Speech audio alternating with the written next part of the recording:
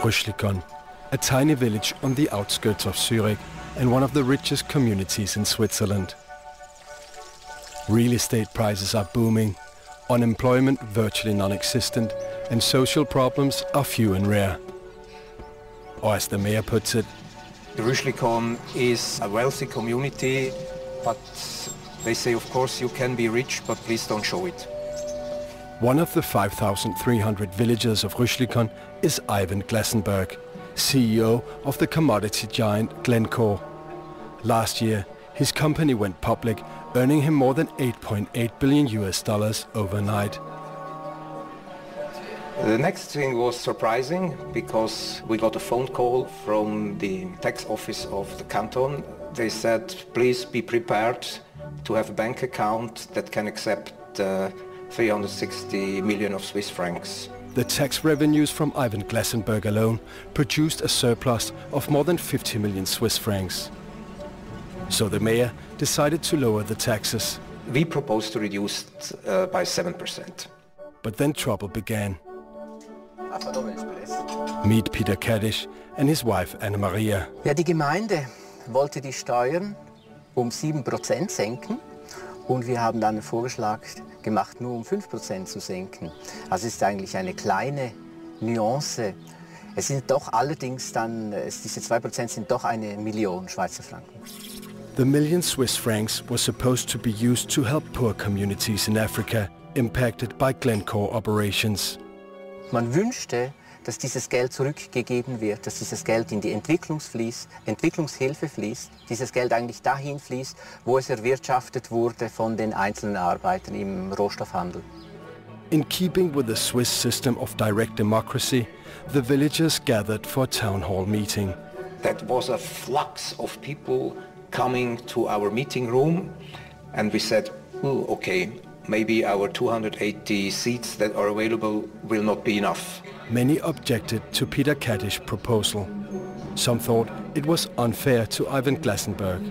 Ich finde das eine bodenlose Frechheit. Wir tun da jemanden verurteilen in dieser Gemeinde. Vor 2 Jahren hat man ihn aufgenommen, man hat den Geldsäger gerne angenommen und jetzt tut man ihn so an den Pranger stellen. When the time came to vote, Danke, gegen mir. The outcome was obvious. Almost everyone wanted to keep the money in Rüschlikon. The council had never to interfere or to defend our own proposal, so that were the people that took it to their own. Eigentlich das Extremste war meiner Ansicht nach, dass die Leute, die hier leben, dass man zu wenig weiß, was auf dieser Welt passiert und dass man aber trotzdem sehr stark betroffen ist. Man ist ebenso betroffen wie auf der anderen Seite die Leute, die darunter leiden. Also wir leiden nicht, weil wir viel Geld bekommen, aber wir sind auch betroffen.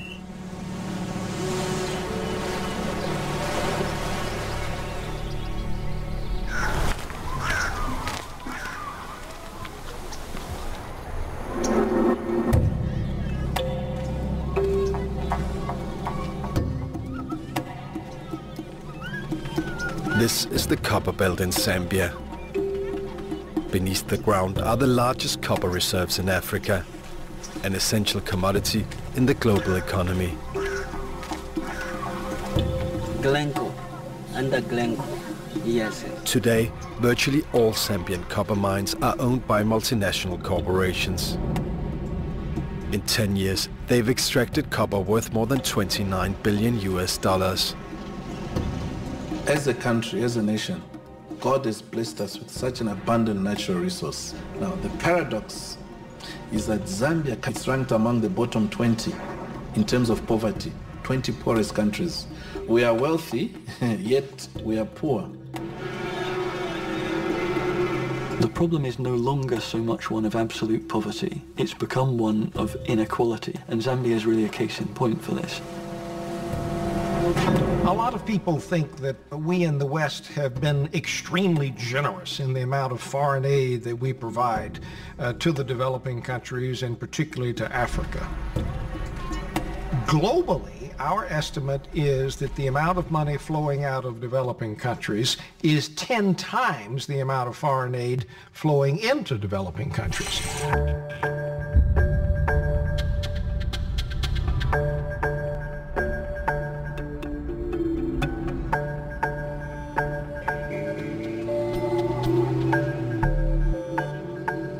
I've come to Zambia to find out why this country, with its enormous wealth of natural resources, is still among the poorest in the world.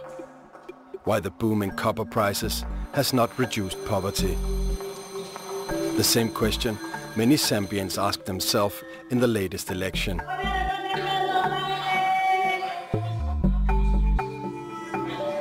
His Honor the Vice President. Mr. Speaker. In October 2011, Guy Scott, who once threatened to march on the copper plants if they didn't pay their taxes, became vice president. We're aware that Africa is losing more money from tax avoidance by foreign companies every year than it's gaining from aid from the countries from which these people come. God, he gave copper to Zambia.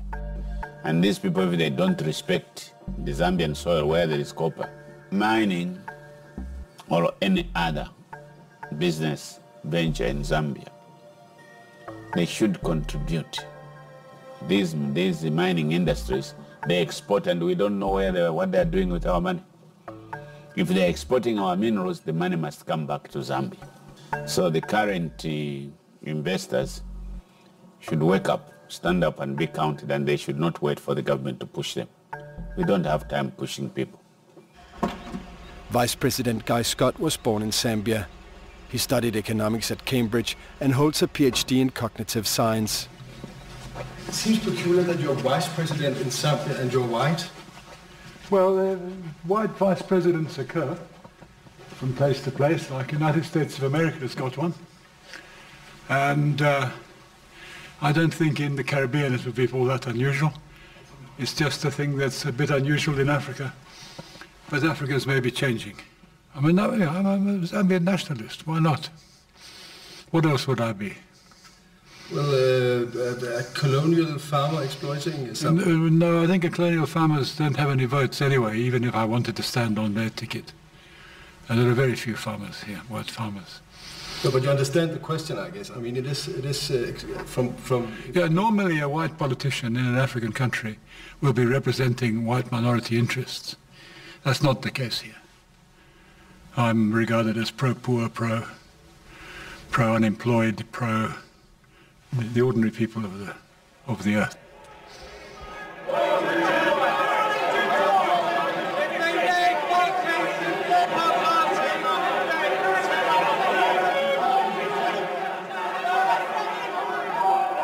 This is the London Metal Exchange, where the world market price on copper is determined. Between 2001 and 2008, the price on copper nearly quadrupled. Yet, despite the boom, the foreign investors paid virtually nothing in profit tax in Zambia. One reason could be transfer pricing. Transfer pricing is an enormously damaging phenomenon right the way across Africa. The name of the game is to shift your profits out of the high-tax countries, the onshore countries, such as in Africa, where the profits are actually being made, and shift them artificially into low-tax countries, into tax havens, where they won't be taxed or won't be taxed properly. The way that this is done is by multinational groups, is that they have subsidiaries all around the world, and these subsidiaries trade with each other. And they can artificially manipulate the prices of these trades for bookkeeping purposes, for accounting purposes. The tax haven subsidiary will buy something cheaply and sell it on much more expensively, and between that gap there's a huge profit, but they won't be taxed in the tax haven.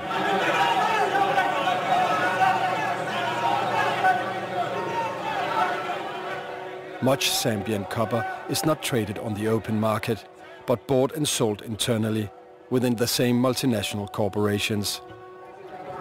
25 doing April, May, 25 running April, May. On paper, this makes Switzerland one of the biggest importers of Zambian copper.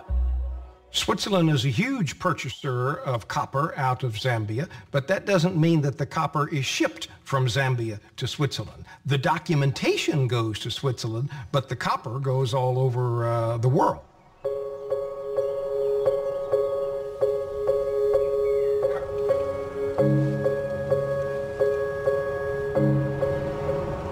Only a 30-minute drive from Rüschlikon is the headquarters of Glencore, owner of one of the biggest mining operations in Zambia.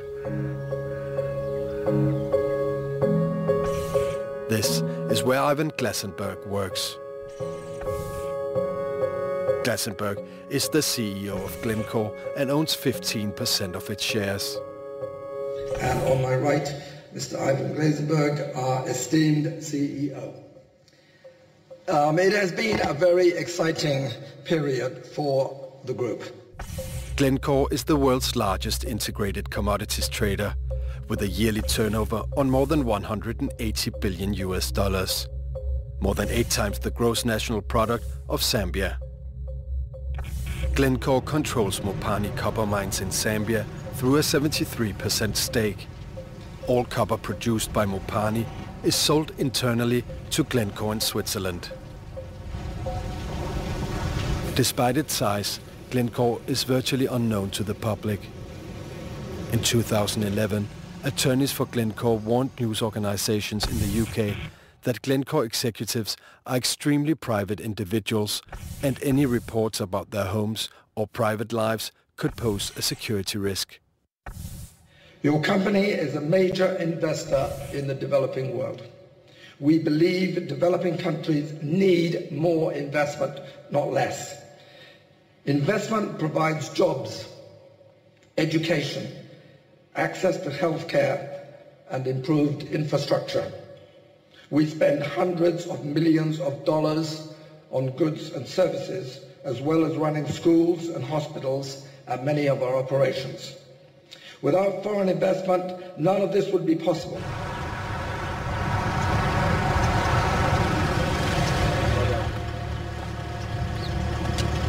Part of Glencore's Zambian operations have been suspended by the environmental authorities. I wish you a pleasant flight. Captain Yeager, thank you very much. Thank you, sir. Vice President Guy Scott is visiting the plant and has invited me along. Residents have complained that mist containing diluted acid is drifting from the plant to their homes. This looks like something out of a bondage and discipline kit. If we carry on touring the mines like this, we'll get everything that we need for it. No, just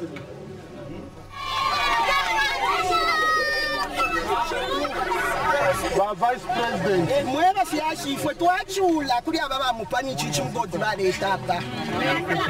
Obviously, the standards are pretty loose. On the excuse, of course, always that if you make us spend a lot of money on anti-pollution measures, then we won't have any to spend on making more money out of copper. At the plant, I meet with the chairman of Mopani copper mines. When I ask him about the suspension, he seems perplexed. Well, I don't know. We are good corporate citizens. We are open in our business. We are very frank when we deal with all outsiders, with all authorities that visit us. We open our books. We don't understand. In this particular case, the action by Zema was completely surprising. So we would like to find out why they took that action. We have challenged them on that issue, and we're expecting a response from them. After further safety measures were installed, the operation was allowed to reopen.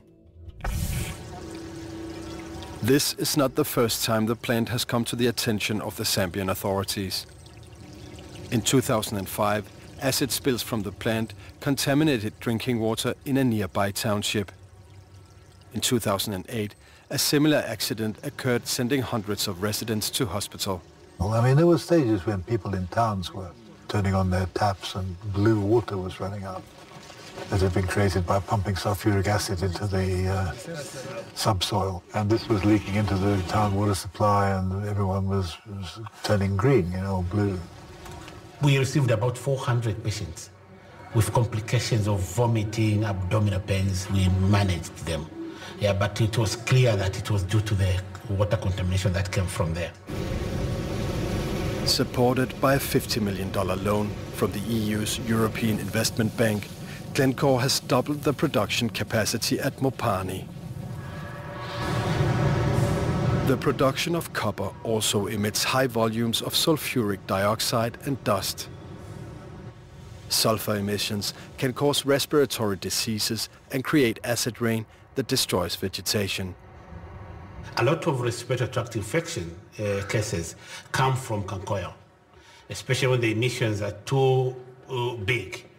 You find that you get an influx of patients coming from the clinics to us.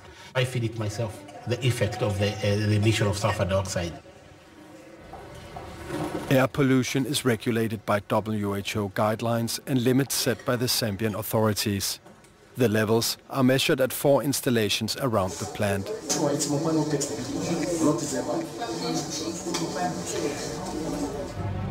The numbers are collected by Mopani officials and not made public. According to environmental groups and local residents, the undisclosed numbers prove that the pollution far exceeds both national and international standards. The air tests that have been done by themselves, but also by other independent companies, have showed that we have as much as 1,000 times more emission of undesirable impurities than required by WHO, the World Health Organization. We wake up, all of us, in the night, and also we start coughing together with the children. We didn't even sleep. We just continue coughing. If there is bit and this, the bad air comes.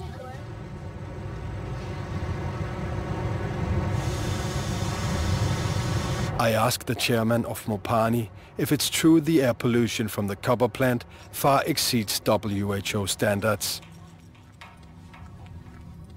The reference point is the Zambia Environmental Management Agency, and we operate within the terms set by the Zambia Environmental Management Agency. We and licenses of all our operations are within those terms. So the statement by the NGO, I cannot comment on it. I would suggest that in fact we refer them to the Zambia Environmental Management Agency. So it's false, it's not 100 folds above the, sometimes 1,000 folds above the WHO standards in air pollution out there. Well, what we're saying is that we operate within what the Zambia Environmental Management Agency stipulates, within the licenses that they stipulate, and we abide by those. So if other people do have evidence of something else, I would suggest that they contact the Zambia Environmental Management Agency, who are the authority to investigate any concerns that the public may raise.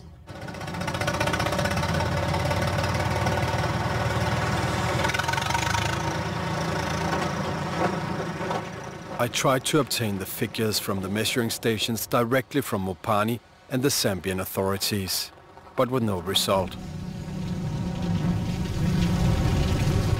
Finally, I contacted the head of communications at Glencore in Switzerland. The numbers that you collect, I know you have these measuring stations for pollution around Mufulira. Is it possible to get those numbers from you guys? They're not public numbers. Why not? This is something, because they aren't. This is something that is between us and the environmental regulator, yeah, in Zambia. Yeah, I'm just asking about what are the emissions. You must have the most precise information. I've answered that question several times. No, you haven't answered it. You said, okay, but then I'm a bit slow. What's the reply?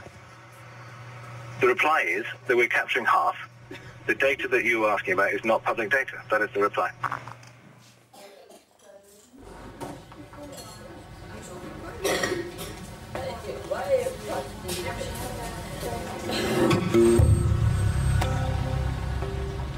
To understand Glencore's business practices, I've decided to look into its past.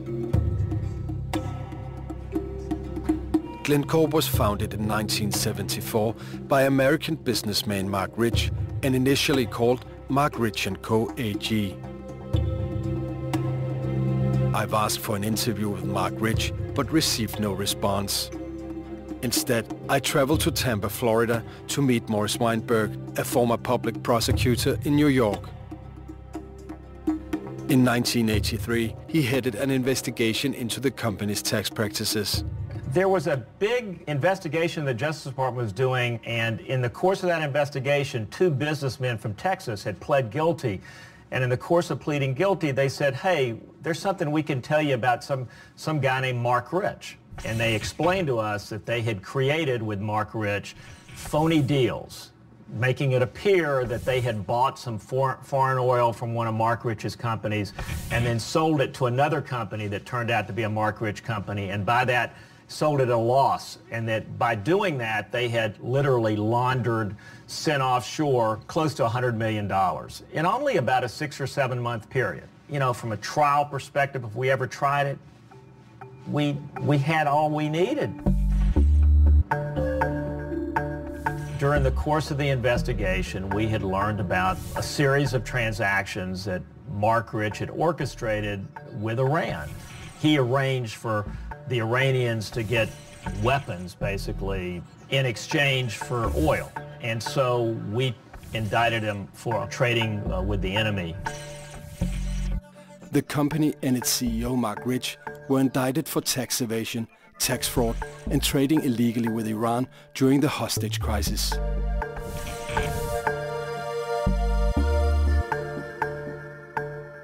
According to Morris Weinberg, Rich and his attorney offered a one-time payment to settle the charges.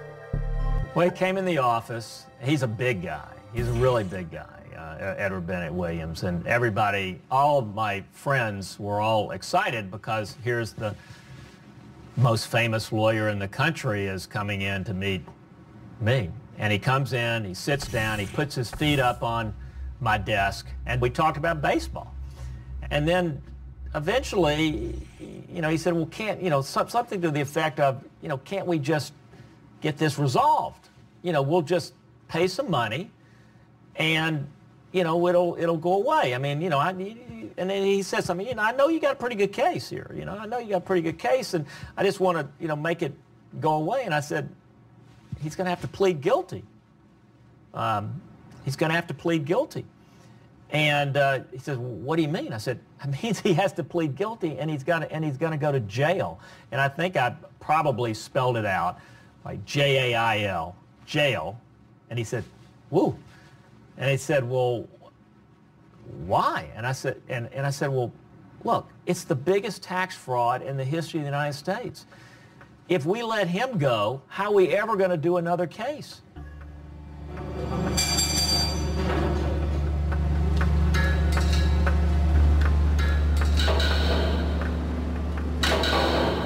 The Zambian copper mines were privatized and sold to foreign investors in 2000. It is fair to say that of all the frauds that occurred in Zambia during President Chiluba's time, the privatization of ZCCM was one of the most significant. The privatization process has never been officially investigated for corruption, but the president at the time, Frederick Chiluba, was sued by the Zambian state for misappropriation of funds in the London High Court in 2007. Michael Sullivan represented Zambia in the case against Chiluba. President Chiluba was found liable in damages to the Republic of Zambia in the sum of $46 million for conspiracy to defraud the Republic and for breach of fiduciary duty. A very living example concerns the purchase of extravagant shoes and suits from, in particular, one named Boutique Basile in Geneva. There was spent over $1.1 million, and the clothes which were purchased were found during the investigation into state corruption. I've seen them myself. There were 11 trunks. I mean, I have the list of what was found in the trunks, and you have 206 designer suits, 185 shirts, 36 jackets, 157 trousers, and 64 pairs of shoes, and 74 ties. Now, all these ties were designer ties, mainly coming from Switzerland and Italy.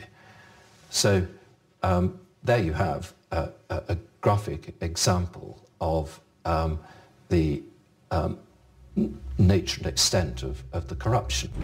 ZCCM was sold for a total of $627 million US. Last year alone, the mines produced copper worth more than $6 billion US. President Chiluba died in 2011. Francis Kaunda, who headed the negotiations, still lives in Zambia. In 2008, he was sentenced to 2 years in prison for corruption relating to the privatization of ZCCM. For half a year, I tried to get an interview. So you would want a payment for the interview? Yes, I would charge for it. When I declined to pay, our communication ended. Forget it. I just want you to have the opportunity because we talked... Forget it. You don't what opportunity? Can I please say something? Sorry. I would just... Forget it. Oh, sorry. Okay. Any right-thinking Zambian, anybody, could see that what was being agreed was not transparent. Information is very important, and knowledge based on information is very important. The state, represented by very bribed, ignorant politicians at the very top, could not legitimately act as negotiators for Zambia.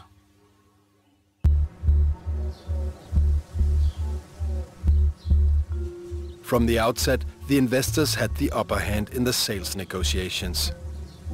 Copper prices had hit rock bottom and the state was running out of money.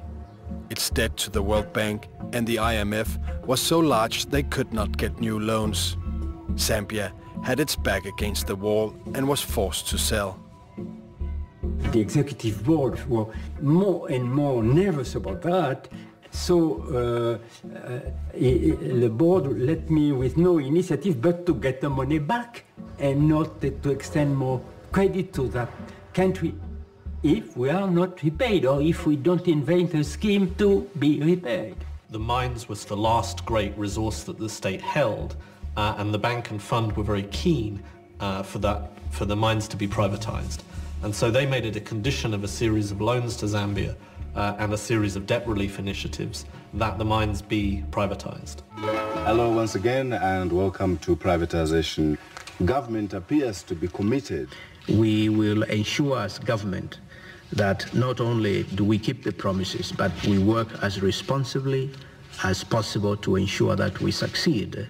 So the IMF acted as effectively a gatekeeper to all donors, both the bank, the fund, and all bilateral donors. We were basically under the instructions of the World Bank and the International Monetary Fund.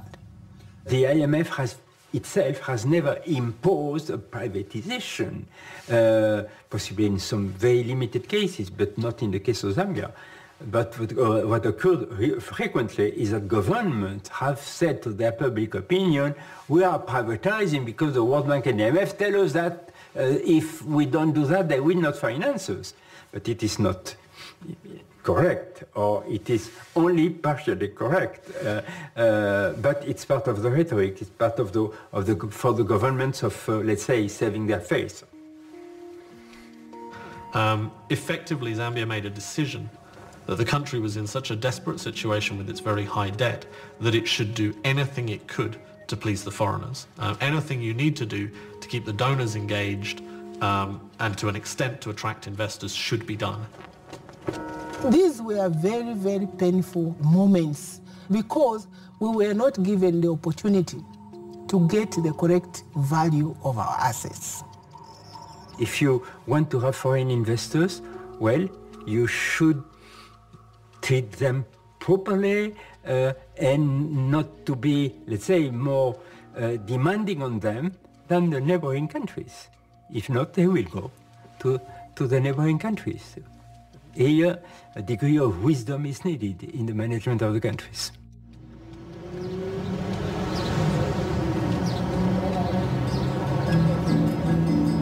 Today, the privatization of the copper mines, combined with the boom in prices, has revitalized the mining sector.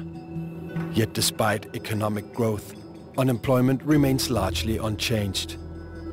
With more than 64% of the population living below the poverty line, Zambia is more than ever desperate to attract foreign investment, hoping this will create new jobs. Since we came to power, which is only 6 months ago, something like 150,000 people have been dumped on the jobs market. And we certainly haven't created 150,000 jobs in the 6 months that we've been in power. For the investment park. Is that right? 说这次在代表团来，主要是为了这个合作区的这个发展，是不是这样的？是的。Yes, Your Honor. More than for the mine. That's just clarifying. 不光是矿山，而且是合作区。I'm sorry about the Minister of Commerce. I couldn't track him down. Every speech, every pamphlet, every newspaper story talks about we owe the youth jobs. Unemployment, unemployment, unemployment. And you just can't escape it. And even the opposition now, the ones who were in government for 20 years, are now trying to tell us that we have failed because we haven't managed to create 1 million jobs or whatever it is. The foreign mining companies go a certain way towards that. And they'd go a lot further if they paid their tax. Aren't you? You read my lips, I didn't say they're not paying tax. But if they were to pay more tax, they do go a very long way to indirectly creating jobs. Through our investment, we also want to make our due contributions to the deepening of friendship between China and Zambia. And we also want to see the friendship between the people of the two countries can be deepened through our investment, because we can understand each other much better through our investment here. Thank you very much for coming. Thank you very much for organizing the lunch. We need Chinese lunch in Zambia more often. Our priorities in Zambia are jobs. Jobs and more jobs, and taxation revenue. Because to provide decent living for the majority of Zambians, we have to find them something worthwhile to do. And we also have to be able to provide them with social services such as free education to secondary level, and to supply them with medical services. But all that takes money. And thank you for coming along to supply the money. So our friendship, I believe, is a genuine friendship, but is based on material results. Your Honor, we have a small request. My colleagues want to take a photo with you. We don't know whether it is permitted.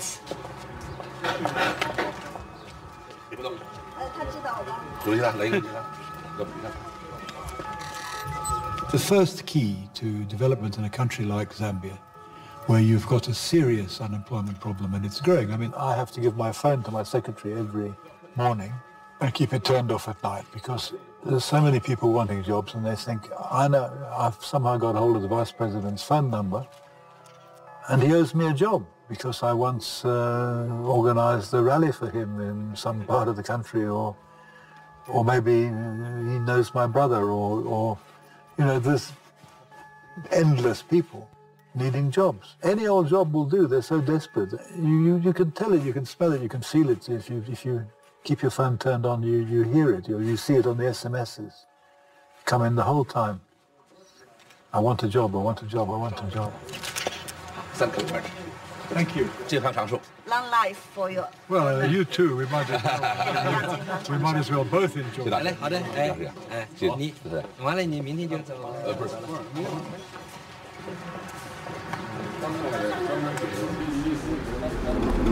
The lack of tax revenue from the mines has left some donor countries concerned that Zambia is not benefiting enough from its copper. At the Norwegian embassy, economists have scrutinized the numbers. Nous avions les chiffres de 2006. Alors, la valeur de l'exportation était de 3 milliards de dollars et les revenus de la Zambie étaient de 50 millions de dollars. Et encore faut-il tenir compte du fait qu'il y a des contrats de fourniture d'électricité qui coûtent au gouvernement zambien 150 millions de dollars. Donc, c'était en perte. A World Bank report from 2011 states that Zambia is losing money on the production of electricity, and that the rates paid only capture 40% of historic costs. According to the mining companies, there's a simple explanation to why they've hardly paid any profit tax. What am I saying? What I'm saying is that a number of companies had carryover tax losses. That's one. Then two, because the productive infrastructure had deteriorated, dilapidated so badly, it required huge investment to bring the production up. The production now is over 700, but over $5 billion has been invested in plant rehabilitations, plant expansions, and new facilities. According to the Norwegian findings, Zambia was hardly benefiting from the extraction of copper.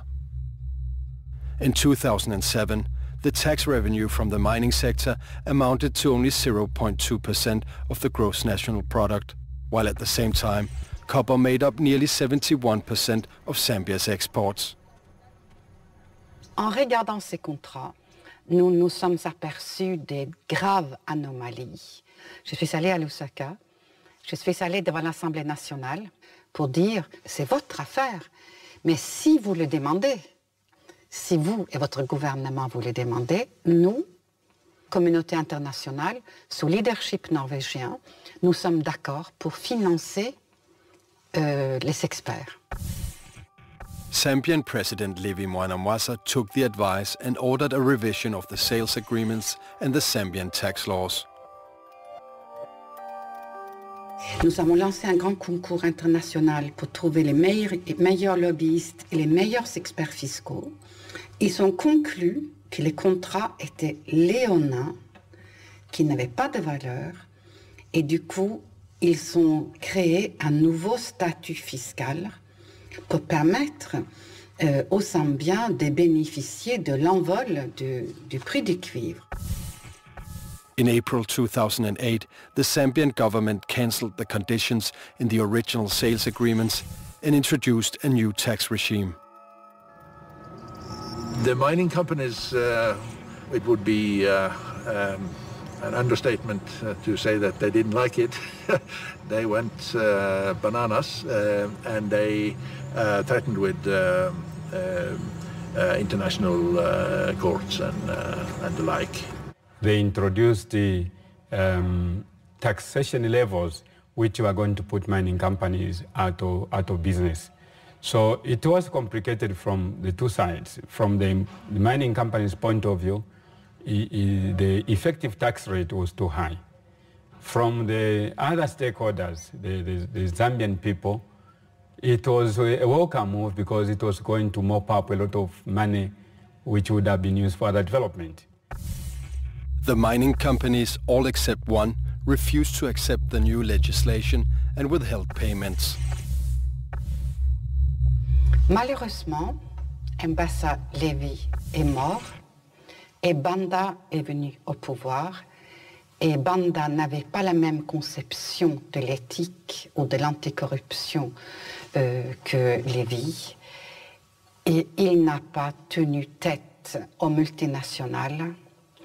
Et du coup, le régime fiscal n'a pas été appliqué comme il aurait dû l'être. Legislation is not the only challenge. Sophisticated tax planning is today making it possible for multinational companies to reduce their tax payments, moving profits out of the country.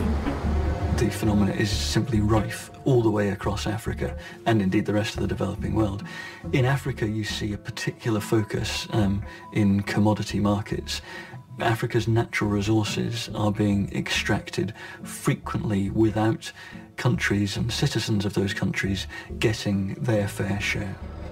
In 2008, If Zambia had received for its copper exports the same price that Switzerland declared for its copper exports in the same quite detailed commodity categories, Zambia's GDP would have nearly doubled that year. And this is in a country where something like 80% of people are living on less than $2 a day. The impact of GDP potentially being $25 billion rather than $14 billion could have been enormous on development. We in the Western countries have created the mechanisms by which this money flows, and it flows into our own coffers, and therefore we have as much responsibility as the poorer countries to try to curtail this phenomenon. In many cases, the methods used for paying less tax is almost impossible for developing countries to scrutinize. Transfer pricing is inherently complex, and the OECD model, which is unfortunately perhaps the dominant model to work out what a fair price is for trade between two subsidiaries of the same multinational, that process is very complex. Now what you find in a low-income country, as Zambia was until recently, is that the capacity within the tax authority to deal with the complexity and to deal with the army of lawyers and accountants that a multinational company has at their disposal simply isn't there. So a multinational company like Glencore is able to resource their ability to defend a particular set of prices in a way that the Zambian tax authority finds extremely difficult to respond to. I've spent my whole career looking at this, and yes, I'm on the OECD Task Force on Tax and Development, but by and large I find that the OECD is not interested at all in debating the broader subject. Their interest is in protecting their guidelines because OECD countries want to maintain the status quo.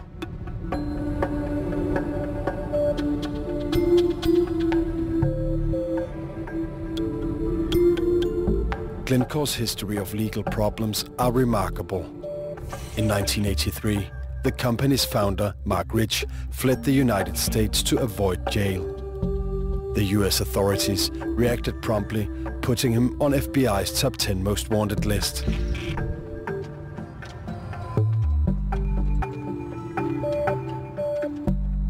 He decided he didn't want to go to jail. He felt like he was above the law, and therefore he was going to do he had more money than anybody, and he was going to do everything he could to try to beat this. Mark Rich, because of his flight from the United States, became the most wanted white-collar criminal in American history. Switzerland refused to extradite him to the US, but he risked apprehension every time he set foot outside of Switzerland. Rich tried a different tack. He hired then President Bill Clinton's former White House counsel Jack Quinn to secure a pardon for him. His wife Denise Rich was responsible for providing more than $1 million to the Democratic Party. She also donated an undisclosed amount to the Clinton Presidential Library. Among others, Israeli Prime Minister Ehud Barak, as well as the King of Spain, personally telephoned President Clinton, encouraging him to grant Mark Rich a presidential pardon. I'm a Democrat. I grew up in Tennessee. I worked for Al Gore's father. Al Gore himself was an old friend. We'd gone to law school together, and I was devastated by what had happened in Bush Gore. And so one of the worst days of my life, really, was the inauguration of George Bush. And so I don't want to have anything to do with the inauguration. I'm sitting at home and I get a call, telephone call, and it's Michael Isikoff, who's a well-known reporter who I knew somewhat. And he says, "What'd you think about the pardon?" And I said, "What, Milken? Milken got, because the publicity was that Milken was," and he said, no, Mark Rich. And I said, I cursed. I said, "No effing way." And he said, "No, Mark Rich." I said, "Well, what about Pinky Green?" He said, "Who's Pinky Green?" I said, "Well, that's his partner. Did he get pardoned too?" And he goes down the list. You can hear he said, "Yeah, he got pardoned too." I said, "Good Lord." I was in Paris, working in Paris when the pardon was published, and I wasn't surprised. I was a little bit shell-shocked on how blatant it had been carried out. I thought it would have been done with a little bit more panache. How do you pardon a person who thumbed his nose at the American system? You know, if he came back, if he thought he had such a good defense, come back and fight it. You put your defense on. He never did that. He was a fugitive.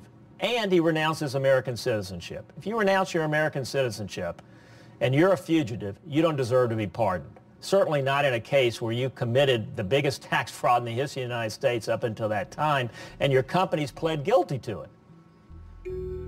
Ivan Glassenberg joined the company just as Mark Rich fled to Switzerland. Glassenberg's first post was as a coal trader in Johannesburg. At that time, the company's core business was providing oil to the apartheid regime in South Africa. From his exile in Switzerland, Mark Rich made an estimated $2 billion selling oil to South Africa before and during the UN embargo. In 1991, Ivan Glassenberg had caught Mark Rich's attention and was brought to the headquarters in Switzerland. Over the next couple of years, Ivan Glassenberg became a trusted member of the inner circle, known as the Rich Boys. The pardon of Mark Rich did not include the company.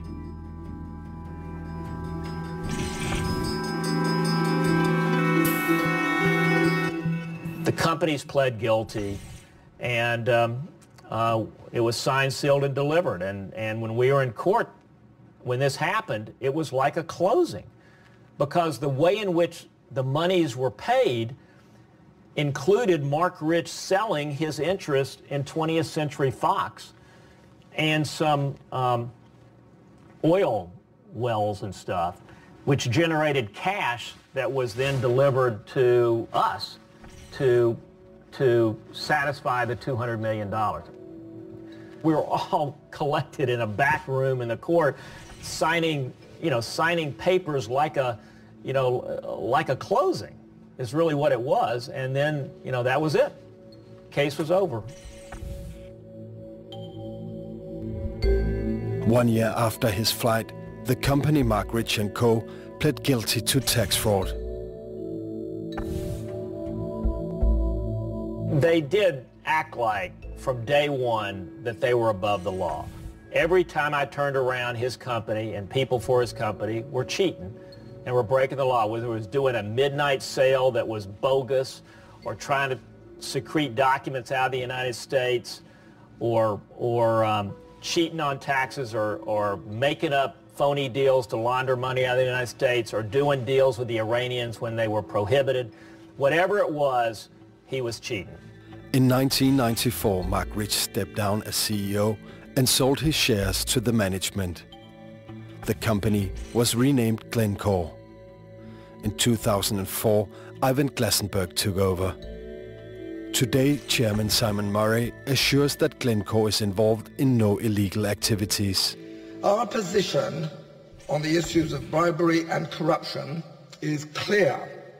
Offering, paying, authorizing, soliciting or accepting bribes is totally unacceptable to Glencore.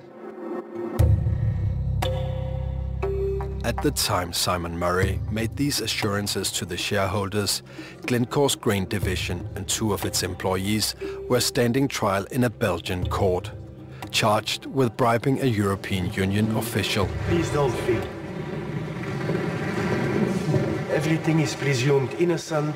We don't lie. For 2 years, Glencore had supplied EU official Carol Bruce with cash, travel and a free phone.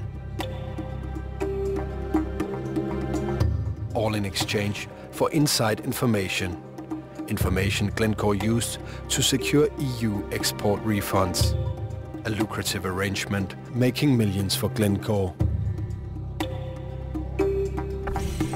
On June 27, 2012, Glencore's grain division was found guilty and fined 500,000 euros. Glencore has appealed and declines to comment. Glencore has full oversight of its tax practices and fully adheres to all its tax obligations in line with the laws in the countries and the territories in which we operate. A confidential report leaked in January 2011 raises serious questions about Glencore's tax practices in Zambia. The report contains the results of a comprehensive tax inspection of Glencore's Zambian subsidiary, Mopani Copper Mines. Here it is. I got a brown envelope in my email, it's here, and I mean, it was a very simple envelope, nothing specified on it, just my address. And inside there was a pilot audit of the Mopani copper mine. Who sent it to you? I don't know. You don't know who sent it to you? No, I don't know, because I think that it wasn't meant to be public. Financed by a group of donor countries led by Norway, Zambia had hired the international audit firm Grant Thornton to carry out the audit. Pas simplement la sous-facturation ou la manipulation des résultats, il y avait aussi le fait que des pans entiers qui auraient dû figurer dans le chiffre d'affaires étaient complètement occultés. The purpose of the audit was to establish if Mopani's tax payments for 2006 and 2007 had been correct. The auditors found strong indications of transfer pricing and noted that prices seemed to be determined by the parent company, i.e. the purchaser. This, concludes the auditors, was not in accordance with the arm's length principle. In other words, Glencore in Switzerland appeared to have been manipulating copper prices and as a result reduced its tax bill in Zambia. That situation is not correct. We deal with Glencore at arm's length and we are paid at prices that relate to the London Metal Exchange. Based on the findings, the auditors concluded that Glencore had traded with its subsidiary in breach of the OECD's arm's length principle and that this should have an impact on the tax assessments for the period under review. It was a report that contained issues that were not factual. That report was a desktop report. It had a fundamental flaw in the sense that the auditors did not familiarize themselves with the chain of production. According to the auditors, Mopani had resisted the audit at every stage and did not appear to be concerned of any sanctions that might come. If a similar audit report had been carried out for the tax authority in the UK, for example, then I think you would very quickly have seen, as a first step, I think you would have seen a threat of proceedings simply on the grounds of non-cooperation, even before we start looking at the potential for redress, given the apparent scale of distortion in the way that the mine has been operated. We were very cooperative to Grant Thornton and ZRA. In fact, at the end of the audit, we received a letter from ZRA commending Mopani for being so cooperative.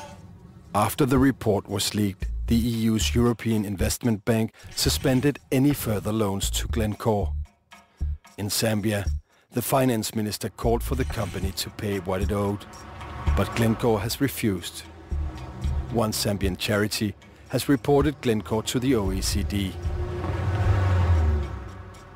Under the OECD, there is a complaints mechanism where you can actually file a complaint against a company for violating tax-related guidelines, which we did. So what has come out of that? Nothing, because Glencore refused, and the OECD said they can't do anything if one party does not want to cooperate. For 6 months, I've tried to get an interview with Ivan Glassenberg, but he has declined. In a written response to the audit, Glencore rejects all its findings. The issue remains unresolved.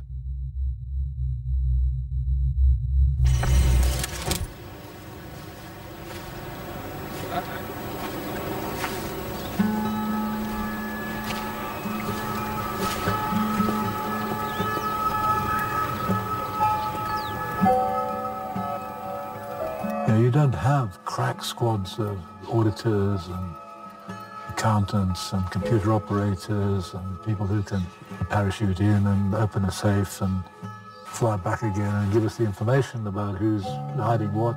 So you just try to do the best you can do, and that's what we're doing, and I hope we get better at it.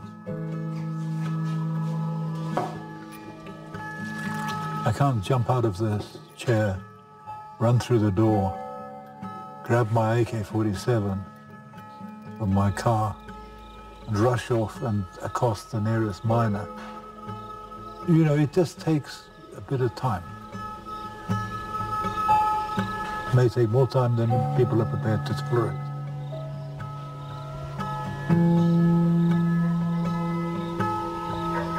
Zambia sold its copper at the worst possible time, on terms that made it difficult for the country to benefit from its own natural wealth. Today, the government is working to increase tax revenue from the mines. Revenue badly needed to pay for schools, healthcare, and to reduce poverty.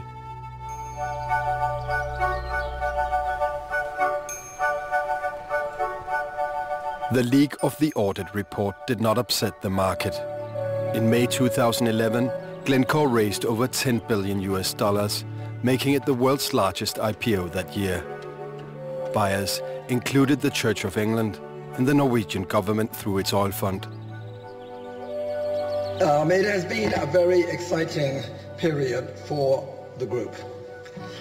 It saw the successful IPO, offering the largest ever IPO on the premium segment of the London Stock Exchange and the first ever simultaneous London primary and Hong Kong secondary IPO. Ivan Glasenberg made $8.8 billion on the IPO. 400 other Glencore employees made more than $100 million each. In late 2012, former British Prime Minister Tony Blair was brought in to help negotiate an $80 billion merger between Glencore and the mining giant Xstrata. If successful, the merger will almost double the company's size and influence in the world.